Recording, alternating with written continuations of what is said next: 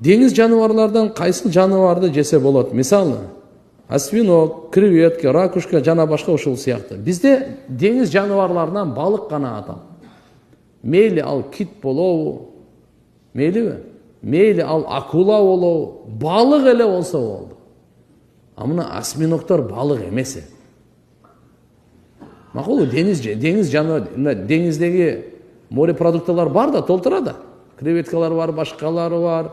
Андай отурган болсо, деңиз жыландар, деңиз ташбакалары деле бар, суу ташбакаларчы, суу жыландары бар, суу бакалары бар даже. Бизде кээ бир мазхабтарда бар жесе болот деген, бирок бизде балык эле туугандар.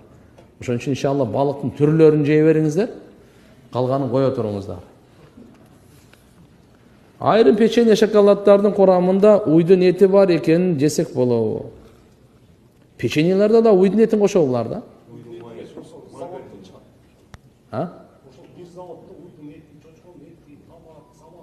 Этияттан өлө туруңуздар, мындай болсо. Мындайда күмөндүү нерсени таштамайынча такыбалыктын акыйкатына жетпейсиз дейт. Күмөндүү нерсени таштап коюңуз. Иншалла, Кудай кааласа, Алла Таалам адалдан рызкы берет. Мындай тем более бул жакта неме болуп аткандан, кайсыл мамлекетте, кайсыл жерде уй, кой, чочкон эти аралаш боло турган болсо, ага мындай анчалык маани бербей турган болсо, этти сөзсүз аныкташ керек. Анын эт аралашканды билбегениңизден кийин жебей эле койгон жакшы.